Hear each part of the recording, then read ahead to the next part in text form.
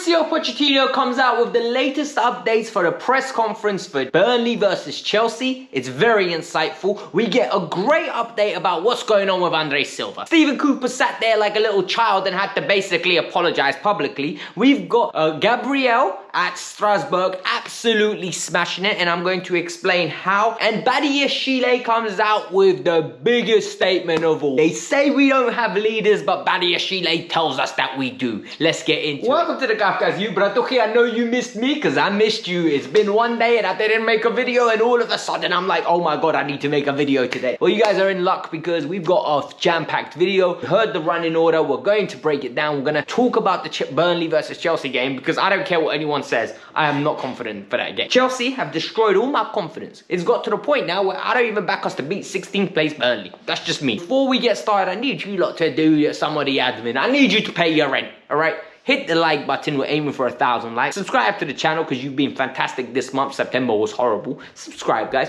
And finally, on TikTok, I talk about various different football topics. Whatever's trending, I'll talk about it because I like talking. Otherwise, I wouldn't be sitting here in front of you lot. So if you guys want some extra content, you know what to do. In the pinned comment is my link. Go follow me on TikTok. All right, we're going to start with the Andrea Santos news because in my opinion, that's the biggest news of all. Andrea Santos is a player that Chelsea have acquired, and he has been really on the tip of everyone's tongue. Everyone believes this guy is going to be amazing, right? Everyone's telling me he is a phenomenal player. I'm telling you, I believe he's going to become a phenomenal player. So there is no debate that we all know he's talented. However, he didn't go to Porto. He didn't go to Lyon. He didn't go to all the other 10 clubs that wanted him. He went to Nottingham Forest. And since then, he's played in one game in the Cup and played 0 minutes in the Premier League. Chelsea fans have been panicking. We have literally been in this despair. We can't believe what's going on. This is a prized asset. Why is he not playing? Well, apparently Chelsea rang up Nottingham Forest, and Stephen Cooper, or whatever his name is, had a nice chat.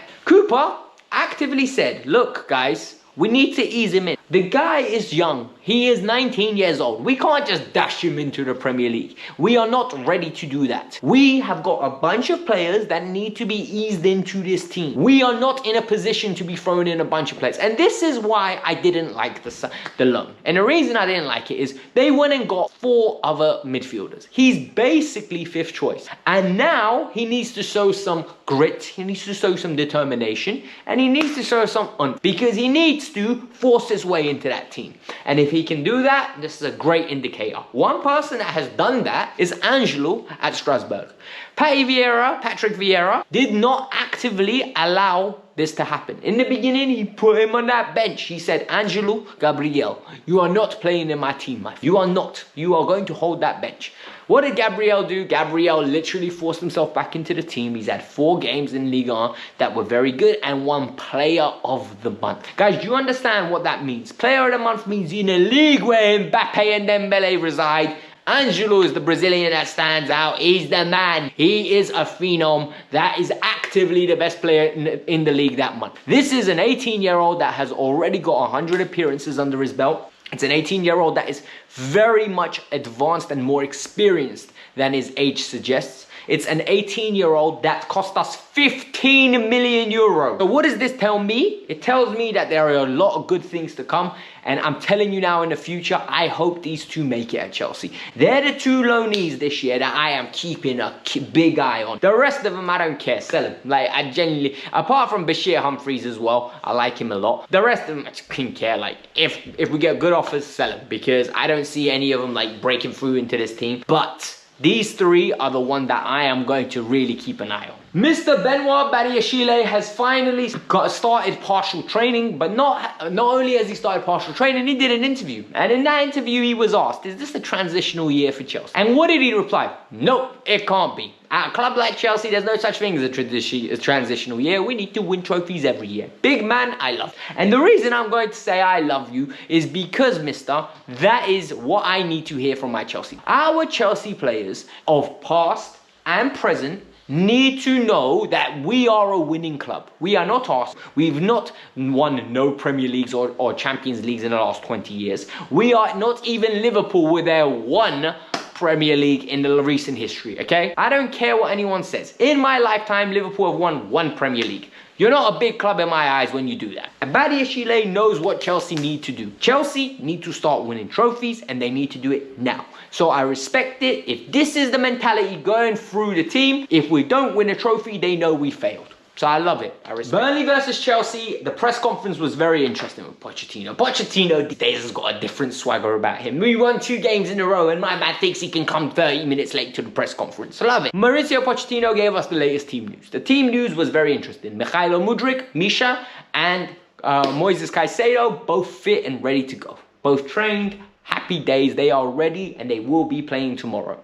Some of the other news, Reece James suspended, but he was fit. That's what they're trying to tell us. I don't know whether that's true. I don't know whether that's a lie, but he's suspended, so he won't be playing. Romeo Lavia hasn't even started running yet. Carney Chukwuemeka, we don't know because he had to talk to Jesus, who's one of his assistants, to get a medical update. And finally, Benoit Badiashile, like I said, partial training. Other than that, there's no other team news. What I did enjoy from Pochettino was the description and the trust that he's given his players, because I need to talk to you guys about. He spoke about Broja, and when they asked him about Armando, he said Armando is a very special player. He's got a lot of talent. We know what we're getting from him, and we trust him. We showed you that with the trust start against Fulham, and I'm not gonna lie to you, that for me, Maurizio, is why I trust you with these youngsters. It was the easy thing to do to start Raheem Sterling. He said, no, we're going with Armando, and he gave Armando a chance. And guess what? Armando got a goal that is beautiful because it was one of those that he didn't deserve. He ran, hit him, and went in. Love it. Give me 20 more of those a season. Number 2, he spoke about Misha. He said Misha's got all the talent in the world. It's about unlocking it.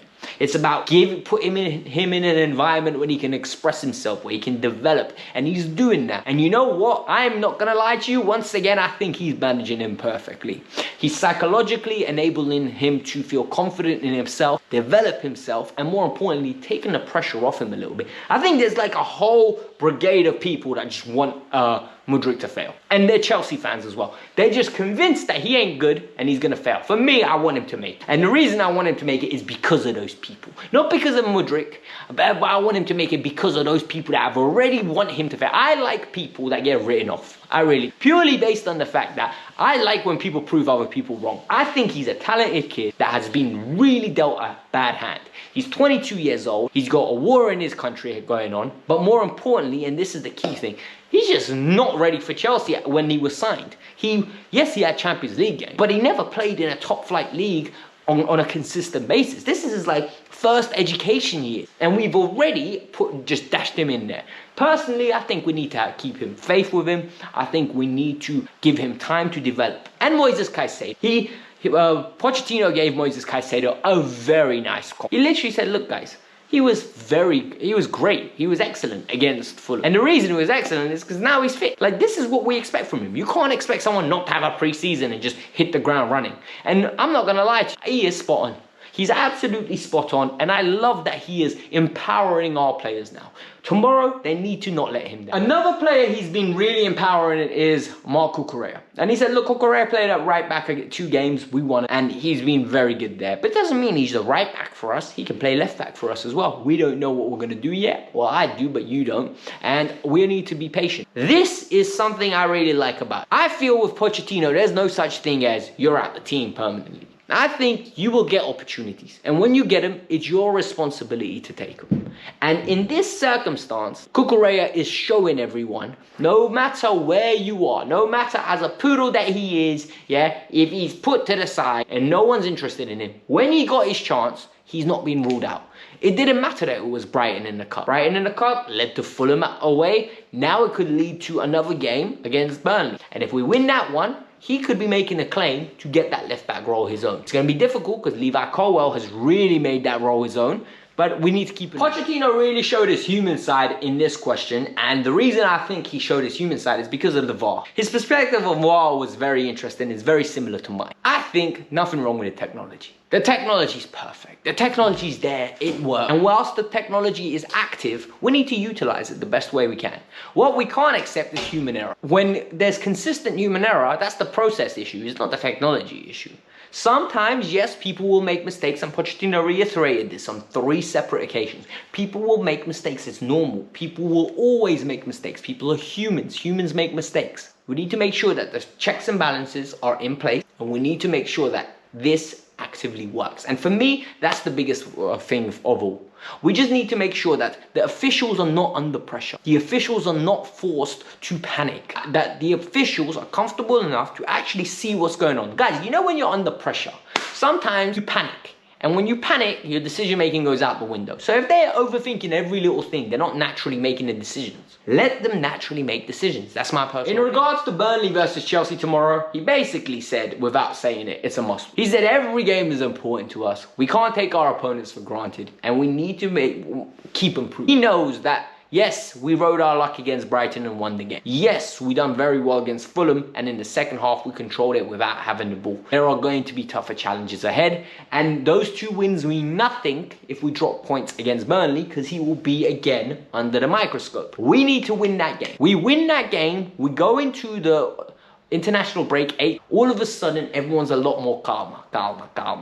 And then we start prepping for Arsenal. A bunch of players don't go on loan, international duty, sorry. We prep for them and we beat Arsenal because we have to beat Arsenal. We don't lose to Arsenal. And then all of a sudden we're in a very good position. Guys, everyone was saying doom and gloom, sack Poch, sack Poch, sack Poch. What have I been religiously saying on this channel? We're playing all right. The stats suggest we'll be better. The eye test suggests we will be better once we start converting the chances. What has happened? We started converting chances, and all of a sudden we start winning. Tomorrow, Chelsea need to. I don't care how we do it. I don't care when we do it. We just need to win that 90-minute game. Win that game, and we go from there.